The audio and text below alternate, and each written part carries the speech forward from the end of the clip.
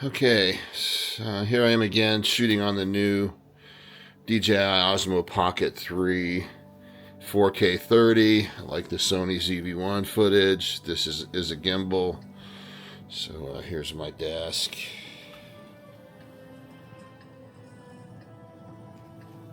Let's do the dynamic range test, head outside, do a quick vlog about the van update.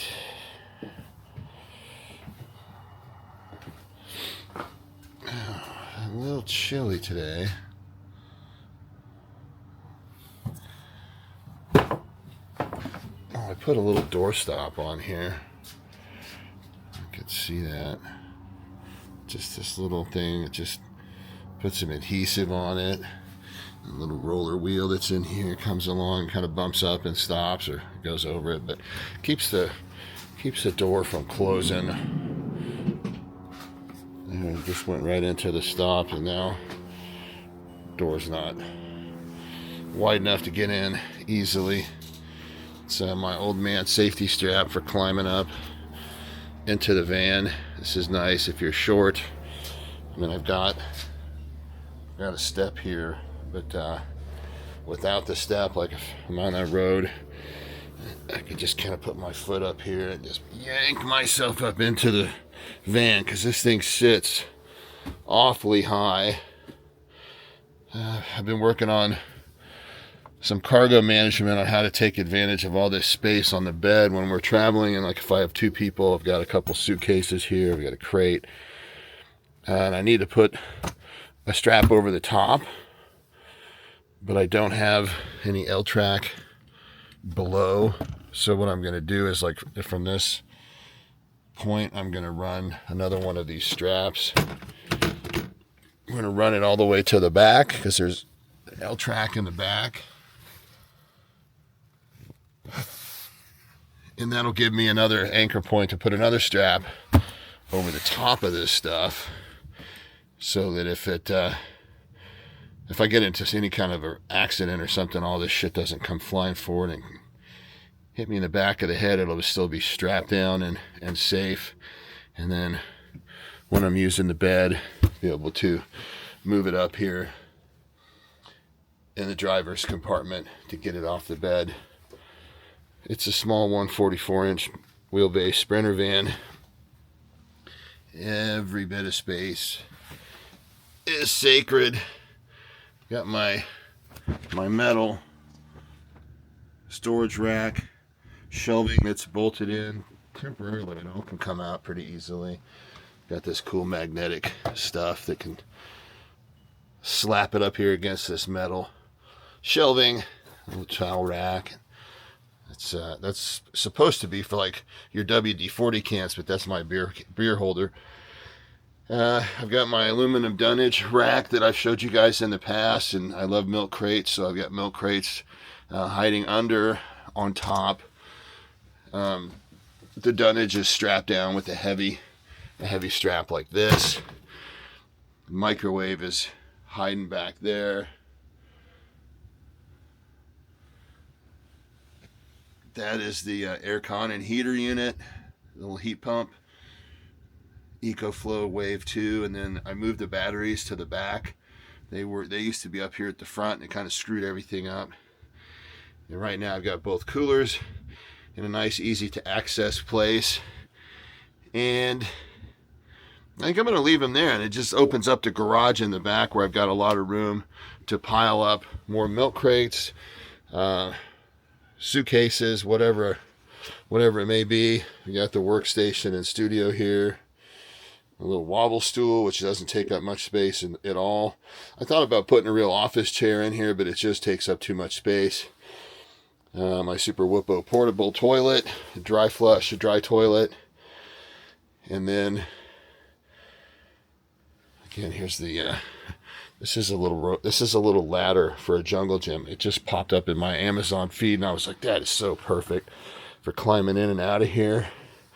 I mean, not climbing, but using it as a handhold. And then I've got a remote, temporarily that's the remote switch for the big new 2000 watt inverter The 1000 was just not charging the batteries fast enough. And I finally did discover, after doing some testing and watching the voltage and listening to the engine lug down, I know that this alternator at idle can put out 100 amps. It's a 250 amp alternator from the factory. This is a 22 model year chassis. It's got the old V6 engine and the old four-wheel drive system. This is not all-wheel drive.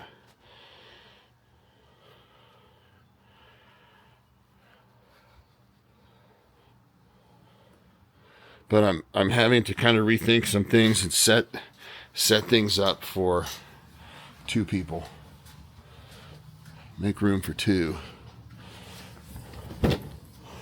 I've got a bike rack that mounts in the hitch. That's on order. That way I can, and I've got a little deal to offset it out, and so then it'll swing. So I've got the tire on the back, so I need to. The bikes are going to have to sit back here quite a ways, about 3 feet from the back door. It's got some of my junk hanging up there. You can probably see better. This is just a commercial grade shelving unit. About $300. Super heavy duty steel. And this is where I keep stuff like tools and my dunnage straps and things like that. I've got an easy up under here, an 8x8 easy up. It fits nicely under the dunnage. And my small kind of emergency solar panel. I haven't played with it. I don't really need solar panels on this van because I've got that 2000 watt inverter. I can turn on the engine at idle. This thing will charge the EcoFlow batteries at a 110 current because, again, 12 volt to 110. These EcoFlows are designed to charge at 110 voltage very fast. If you plug it into the wall with a short cord, it'll charge 1800 watts from a normal house outlet. But as soon as you add any kind of extension cord to it, or if you don't use the factory cord, which is short, it'll drop you down to about 1550 amps. And that's off of that's charging off of just a house plug. So 1550 amps. Recharge both of these batteries almost dead in 6 hours. And now with the 2000 watt inverter and the heavy duty alternator that comes with the Mercedes chassis, 1200. I can sit here and idle and charge 1200 watts. I mean, 1200 watts, yeah. I'd have to have the whole roof of this van would be covered in solar panels, and I'd have to have a few more on the ground. And don't get me started about how solar is a joke. If you're going to get one of these vans, just get an inverter. It's already got a big alternator. And hit me up back channel if you need some advice. But I've got lots of room. I can stack lots of stuff back here. If I got something really long I need to put in here, I can move. I think I probably should. I mean, I can move things around pretty quickly. There's L-track in the floor. Everything is tied down. I've got anchor points. The L-track is really nice. The only bad thing about it, like I got my hand on here right now, it is freezing cold. This aluminum extruded L-track is bolted to cross members, which are bolted through the floor of the van. They did not put any insulation. These are big extrusions here. There's no insulation, so that's one downfall of this van setup from Winnebago and Adventure wagon. No insulation in the floor. So there's a quick rundown. You can kind of see here that little stop is perfect. And boy, I really do love this new vlogging camera, this DJI Osmo Pocket 3. I'm just sitting here holding this little tiny thing, and I can just tell by looking at the screen it's kicking the shit out of that Sony ZV-1, which is still is a $700 camera on a $200 gimbal, but it crops in at 4K, so the field of view is very narrow, not very useful. Oh, somebody asked me about wheels. These are upgrades from the dealer I bought it from here in Arizona, in the Phoenix area at La Mesa RV. They put upfit wheels and tires just to put these 5 tires. It's about $6,000, okay, but it's actually a pretty good deal. It's got some aluminum, blacked out aluminum wheels. Those are not stock. It comes with a fifth, a spare, a same size spare, a tire carrier. It's like $1,200 for this tire carrier. And the side steps came from Winnebago. But then the dealer put this really dark tint on the back windows, which is kind of cool. So there was some upgrades from La Mesa RV. They call it Van Up. They have another part of their business called Van Up. They got like 3 different businesses. It's kind of confusing. But if you go to La Mesa RV, they've got these in the same color. When I bought this back in September, this was the only color in the 144s.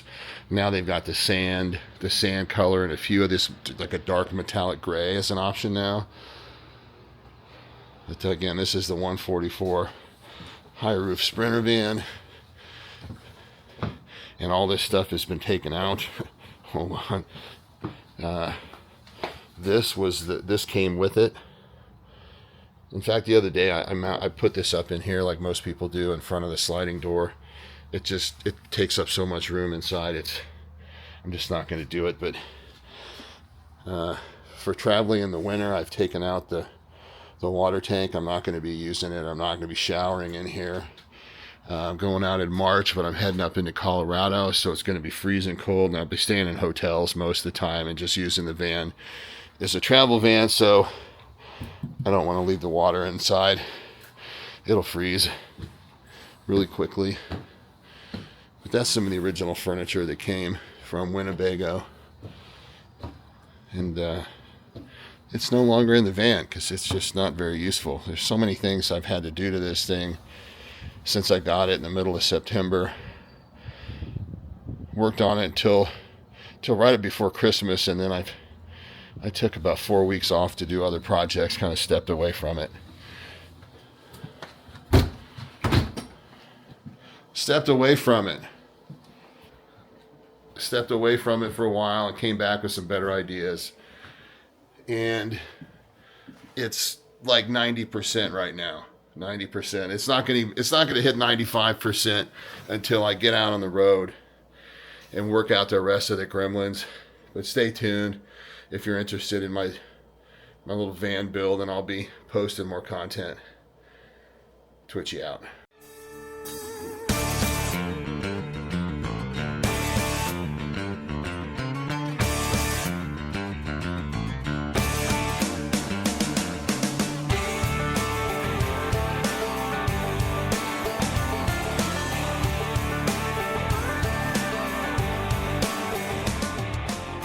Country boy.